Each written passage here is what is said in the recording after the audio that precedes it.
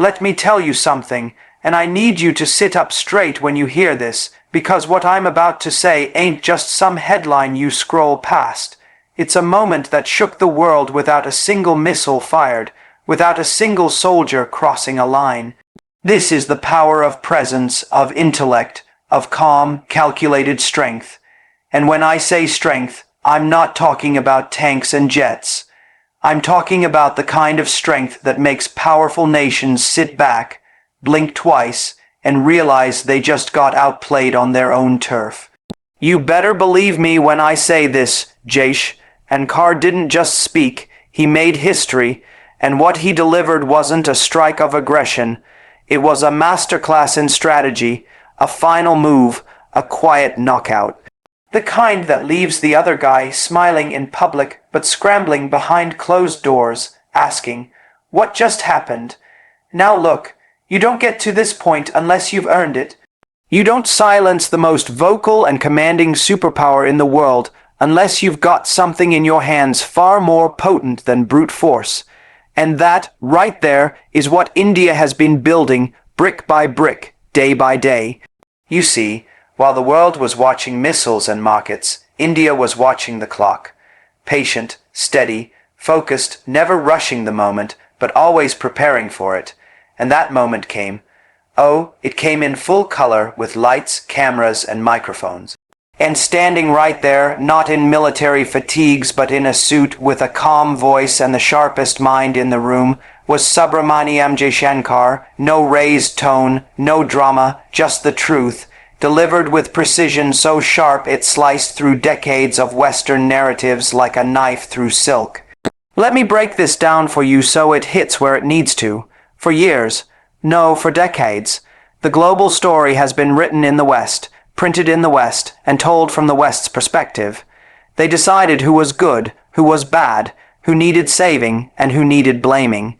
And you know who was always expected to sit quietly in the back, India, but not anymore, not under this leadership, not with a foreign minister who knows the world better than the world knows itself.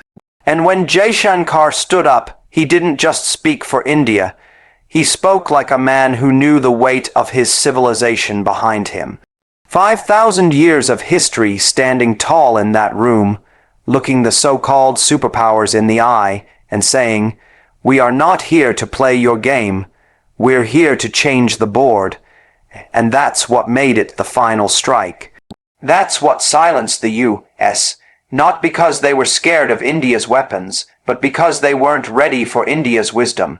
They weren't ready for a nation that didn't flinch, that didn't apologize for standing tall, that didn't need validation from the West to define its worth, because India ain't asking for a seat at the table anymore.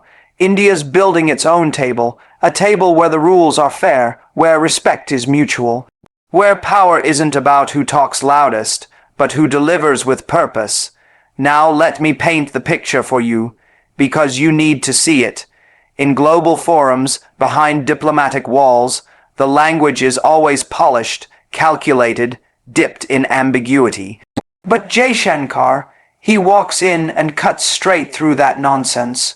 While others talk in circles, he speaks in straight lines. While others push agendas, he lifts truth. And that truth stings when it exposes hypocrisy. It burns when it unravels control. And that's exactly what he did when he called out the double standards.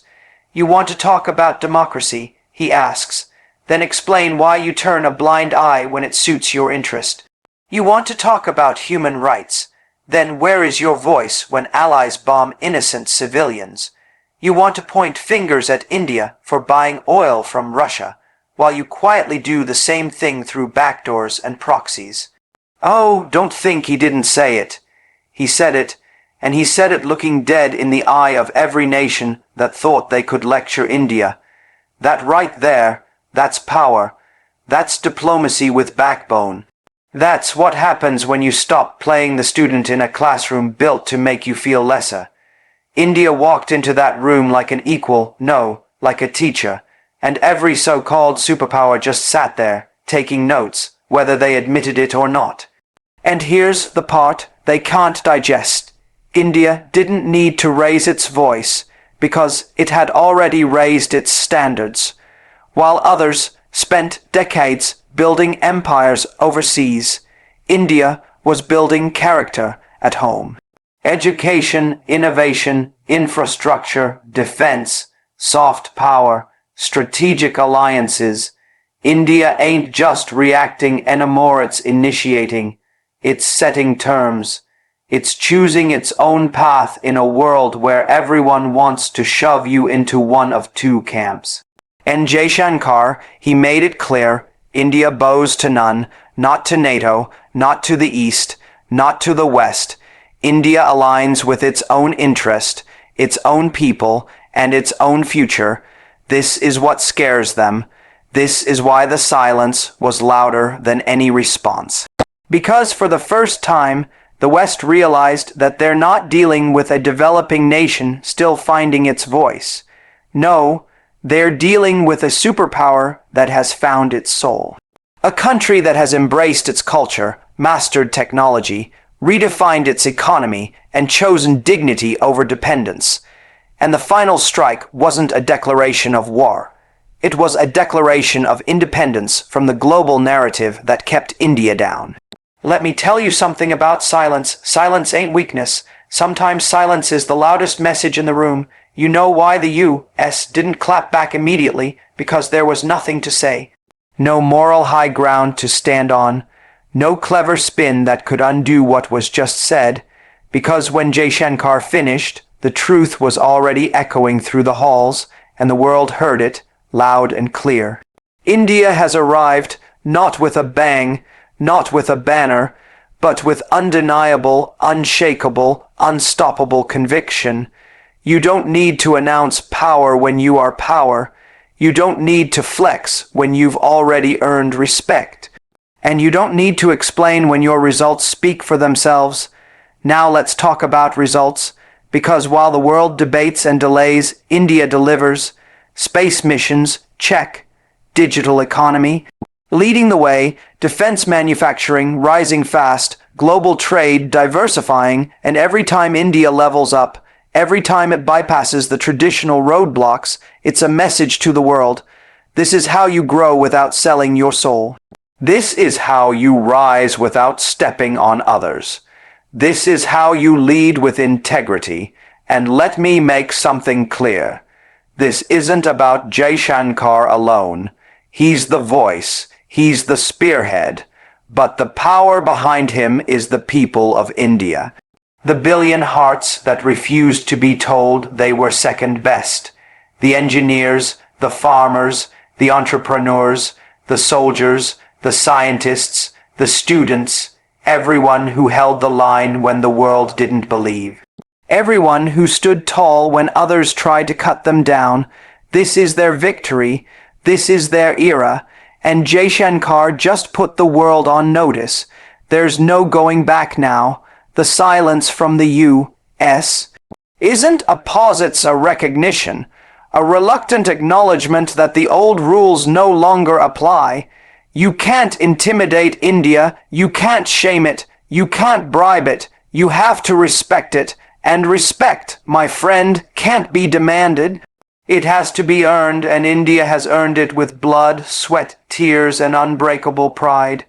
So when you hear this title, Jaishankar's Final Strike, U.S. silenced, don't just think of it as some dramatic headline. Think of it as a turning point in history. The moment when the world map didn't just show boundaries, it showed balance. When the global south found its North Star. When India didn't just join the conversation, it led it. With clarity, with courage, with character, and the beautiful thing, India's just getting started. Because the rise we're witnessing isn't a spike. It's a trajectory, a movement, a renaissance of purpose. The kind of rise that comes once in a millennium and changes the very fabric of global power. So go ahead, world, rewrite your strategies, redesign your alliances, rethink your assumptions, because the old India you thought you could lecture, pressure, or ignore is gone. The new India is here, awake, aware, and absolutely unstoppable, and to the folks still doubting, still whispering behind closed doors, still clinging to old games, let me give you a word of advice. Learn to listen. Because when a man like Jaishankar speaks, and the world falls silent, you better know that history is being written in that silence. And India is holding the pen now. Believe that. It marked the birth of India's assertive military doctrine, backed by innovation. India's ascent isn't reactionary, it's revolutionary. Because what we're witnessing right now isn't just the rise of a country flexing muscle in response to a global power struggle. No, this is something deeper, something far more dangerous for those who have grown used to dominating the script. India isn't reacting to the world anymore. It's creating its own model. It's not waiting to be included in coalitions. It's building its own influence, not by begging for attention or demanding sympathy, but by standing tall on the back of its own achievements. For decades, global powers dictated the pace and pattern of military, economic, and diplomatic structures. India studied those playbooks, not to follow them, but to rewrite them. And today, that rewriting is no longer quiet. It's clear, it's bold, and it's unstoppable. This new India doesn't flinch when Western capitals make threats or drop subtle warnings. This India doesn't roll back deals because somebody across the ocean got uncomfortable. This India doesn't pause its ambitions because of global opinion, because India has realized that the world respects not the loudest voice, but the firmest one. And when Jaishankar steps up, speaks out, and draws the line, not with emotion, but with logic, data, and history, what he's delivering is not a reaction to Western pressure. It's a declaration that India has entered a new phase. The phase of strategic authorship, the phase of autonomous growth, the phase of influence that doesn't ask for permission or play to old hierarchies. When you look at the foundation of this revolutionary ascent, you realize something very important. India is not replicating the path of any past power. It's not doing what America did post-World War II. It's not mirroring China's export-led aggression. It's carving out a distinct path, shaped by its values, driven by its talent, fueled by technology, and anchored in cultural confidence. And the military doctrine backing this movement is not about aggression for dominance. It's about capability for deterrence. It's about asserting red lines that no one dares cross. It's about investing in precision weapons, developing AI-driven warfare systems, building hypersonic defense mechanisms, and securing space-based intelligence superiority. These aren't just tools of power. They're signals that India is prepared to defend every inch of sovereignty, not just in land, but in cyberspace, air, and orbit. This doctrine wasn't formed overnight. It wasn't born out of desperation. It was built methodically, silently, in laboratories, in think tanks, in simulation rooms, in command posts, and on factory floors. While other nations were stuck in the noise of warfare bluffs, India was perfecting the art of readiness. And now that the readiness has matured into capability, that capability into doctrine, and that doctrine into posture, India stands as a power that no longer needs to remind the world what it's capable of. The world already knows, but what catches everyone off guard, what unnerves the traditional power blocks, is not the weapons, it's the will, it's the clarity with which India defines its role in the 21st century. India is not waiting to become a superpower in the Western image. It doesn't want to dominate anyone, but it will not be dominated. It doesn't want to colonize minds, but it will decolonize global thought. And that is what shakes the foundation of a world order that has been built on keeping countries in line, making them choose sides, forcing them to echo policies they had no hand in designing. That system relied on predictability. India was supposed to follow, not lead, but now India has flipped the script, and it's doing so with such calm confidence that it leaves the old gatekeepers dazed, frustrated, and silent. That silence you hear from global powers isn't a compliment. It's a concern, because every time India makes a move, be it in diplomacy, defense, or technology, it's doing so without falling into the traditional traps. It's not getting drawn into conflicts it can't control. It's not investing in meaningless wars. It's investing in strength, in skill, in strategy, and at the heart of this investment is a belief. India's rise doesn't need to imitate anyone. It only needs to stay true to itself. The revolutionary nature of India's ascent becomes even clearer when you see how the country is positioning itself on multiple fronts simultaneously. Economically, it's building trade corridors that bypass the old choke points. Strategically, it's balancing global relationships without selling its soul to any camp. Technologically, it's nurturing indigenous capabilities in quantum computing, cyber warfare, and drone systems that make traditional armies rethink their models. Diplomatically, it's calling out hypocrisy and exposing fault lines with surgical accuracy. This isn't evolution, this is revolution, a complete departure from the script that was once written for India by others. The military doctrine supporting this revolution is not loud, it's not flamboyant, it's not obsessed with headlines, it's focused on results. You look at the BrahMos missile program, the Tejas fighter jet initiative, the INS Vikrant indigenous aircraft carrier, the Agni, the intercontinental ballistic missile. These aren't mere defense projects. They are statements. They are the foundation of India's credible deterrence strategy. They represent an India that is saying to the world, we will not start conflict, but we will finish it if forced. We will not be the aggressor, but we will not be the victim. We will not announce every move, but we will dominate every consequence. This mindset doesn't come from arrogance. It comes from awakening, from understanding that restraint is no longer seen as weakness if it's backed by strength, and that strength, in India's case, is now visible, measurable, and highly respected, even by those who once mocked, underestimated, or ignored India. Today, the very powers that dismissed India's military ambitions as too slow, too bureaucratic, too dependent, are now asking for joint drills, tech-sharing agreements, and defense cooperation, not because India asked, but because it earned that position through relentless innovation and strategy. But even more revolutionary than the weapons is the doctrine behind them. India doesn't flaunt its nuclear arsenal. It doesn't engage in nuclear blackmail.